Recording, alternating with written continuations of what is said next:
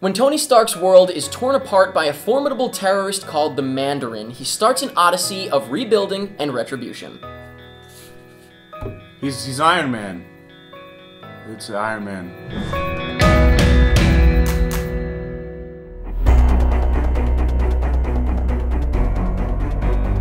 You elected me on a single platform. I will defend this country at all costs. The Mandarin must be stopped.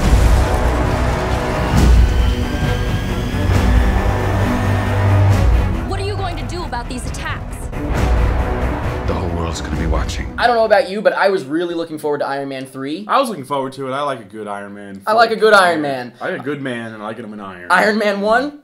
Great. Yeah. Iron Man 2. We don't need to talk about that. I think it's pretty universally known to be just kind of a bit of a lackluster sequel. Lackluster is... But the trailers made me super pumped for Iron Man 3. Yeah, it made me pretty pumped. And I didn't know what to expect exactly because I don't know all the comic stories and stuff as far as all the different elements we knew were in it. I knew a little bit of what they were trying to go on, so I was excited because this was going to be the next Iron Man movie. It was like, what's going to happen after the Avengers? Especially right after the Avengers. Yeah, so I would say, having seen Iron Man 3, I thought it was really, really good. I think it had some problems, which we'll get to, but I really enjoyed it. I enjoyed it. I wouldn't say it was really good. I'd say that it's pretty good.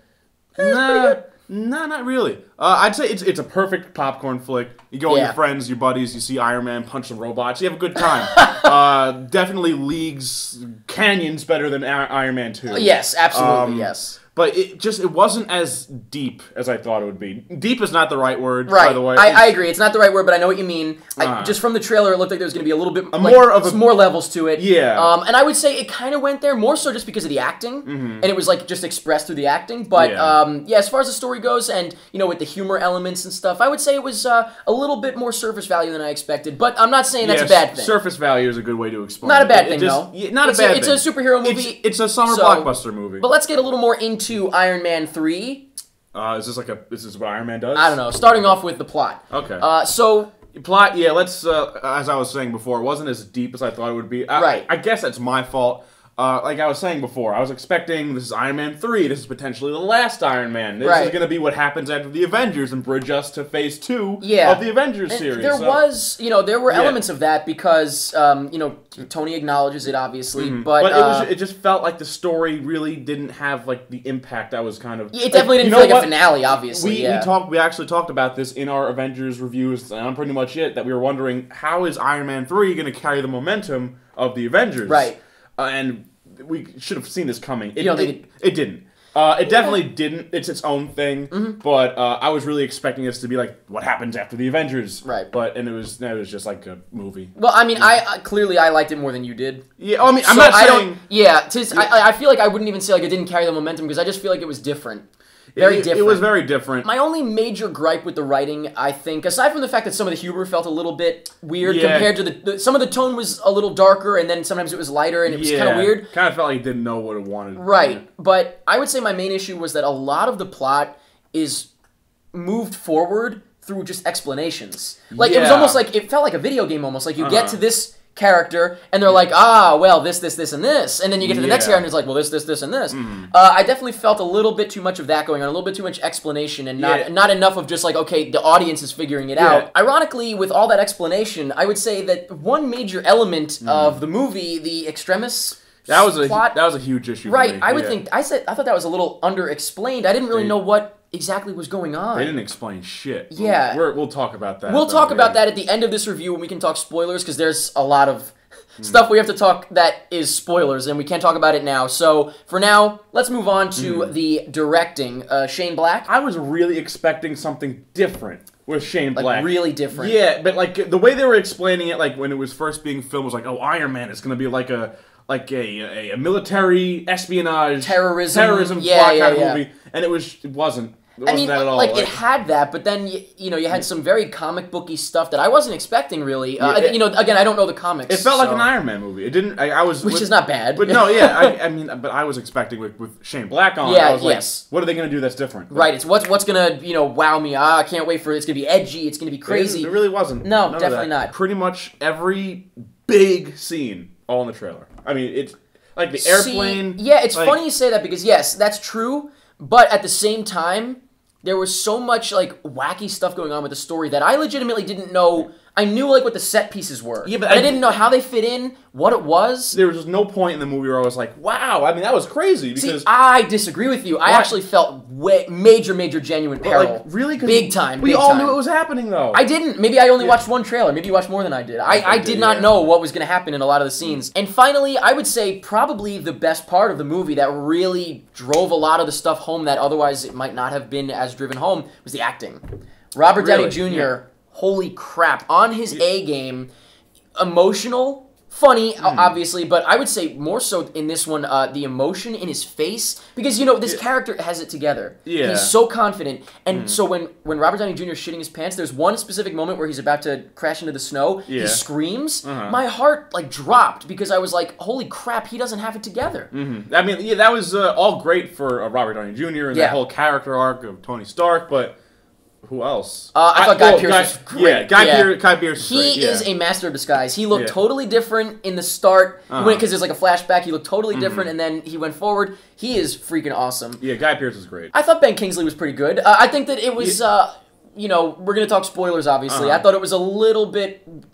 Yeah, I can't really say a whole lot. It was a little weird. Yeah. I'll say that. It was a little weird. Okay. But, you know, I would say the rest of the supporting cast and everything were good. They just weren't in it much. So I would say, when I say that the acting was great, I'm just talking Robert Downey Jr. all the way. I thought that he was fantastic. Yeah, he was good. That's all we can say about Iron Man 3 without talking spoilers. So if you have not seen Iron Man 3, trust me, one of the good things about it, in my opinion, is that it throws a lot of curveballs. It is not what you expect. Curveballs. You don't want to know what happens. So please, if you have not seen Iron Man 3, stop watching, go see it, come back, and now let's talk spoilers. This movie was released overseas first. Yes. So avoiding spoilers was near impossible for I think we did a pretty good job, though. Well, towards the end, it was like 7 different websites I go on were all filled with spoilers. Yeah, I don't give a shit anymore. So, unfortunately, well, maybe you knew more than I did. I knew just the one element was the Mandarin being a phony or being an imposter. That's basically the only thing that I saw. Yes. Like, that was everywhere, though. That was... Yeah, that was... Because people, when they saw it, they didn't say what happened, but they were like, they ruined the Mandarin, and I was like, oh, something happened with the Mandarin. Yeah. On that note, what do you think about ruining the Mandarin, though? I honestly didn't care. I thought it was interesting. Yeah, I gotta say,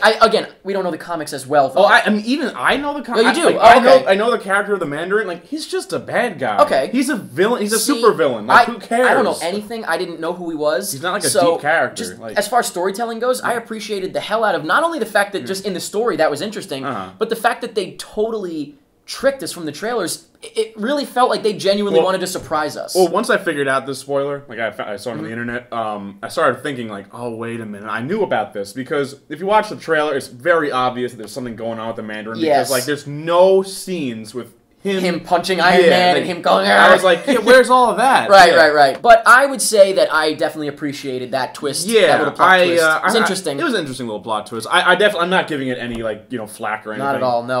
But the only problem was, like I said, about Sir Ben Kingsley being a little weird. I think they went a little bit too far with it when he was like, I'm just a crazy, aloof actor. Yeah. It kept going and going, and I was like, all right, I get it. Yeah, that was one of those things where the jokes just, like... Right, but something where it didn't keep going was Extremis. Yeah, we need to talk about that. Yeah. What happened? I don't know. Again, I don't know the comics, so I don't know what Extremis does or is. They turn red and explode? All right, yeah. In the movie takes literally no time at all to explain nothing. It's the only thing they kind of explain is it has something to do with plants and like nanotechnology. No, they don't even mention nanotechnology. Maybe I just knew that because I just knew that. Yeah, you mentioned it. I think the comics is supposed to be like little tiny robots. I don't know, but in the movie it was just like we're working on this plant and then it can do things. And then they get injected with something. There's something. Is it something mechanical in their body? Yeah. Is it like is it magical? Like, I don't know. They didn't explain that. Like, why do people melt? Why do they explode?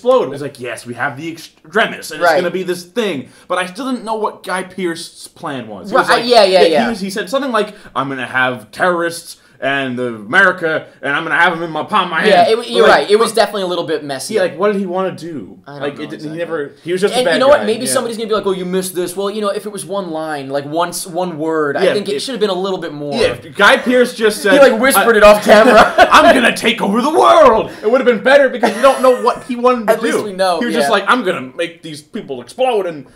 I'm gonna make Ben Kingsley a terrorist. The only goal I got was that he was gonna help the vice president become the president. Yeah, that was a weird little plot point. Like how the vice president was. That was his goal, I guess. Yeah. Okay. Good for you. Iron Man. Another issue I had with the pacing that they chose was the kid scenes. Like I was saying before, they took a lot of time out for nothing, where they could have used that time to explain some things that would have been great. But all the scenes with the kid, like, they were necessary, I guess, for the plot, but there were times where I was just like, get on with the movie. I can see that.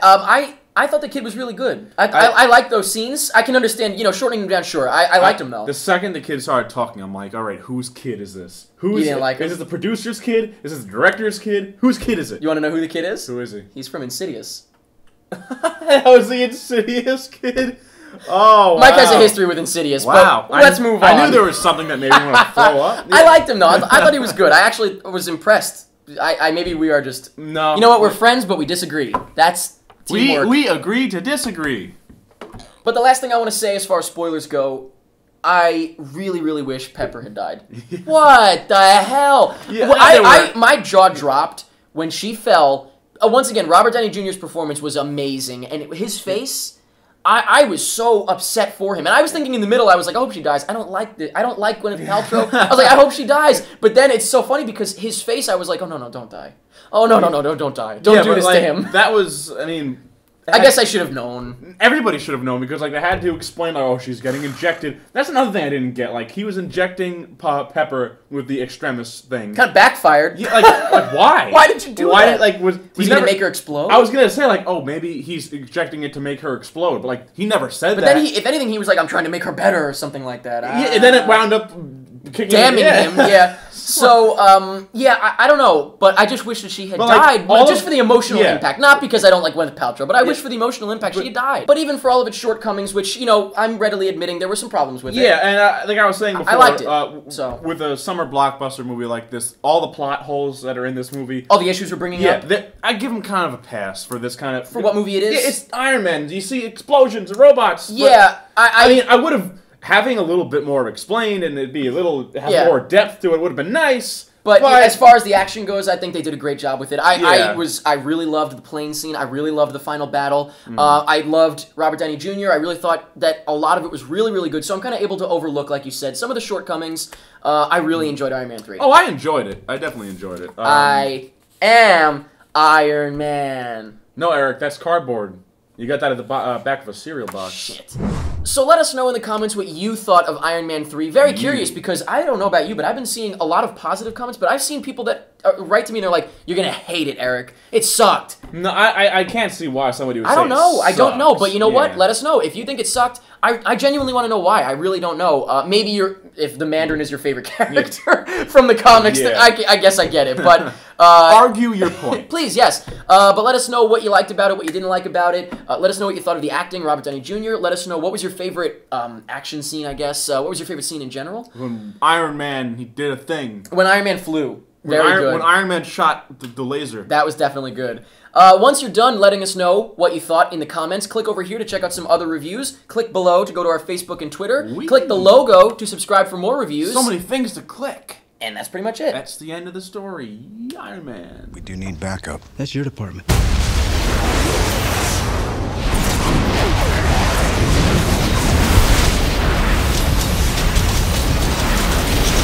Here's my boys.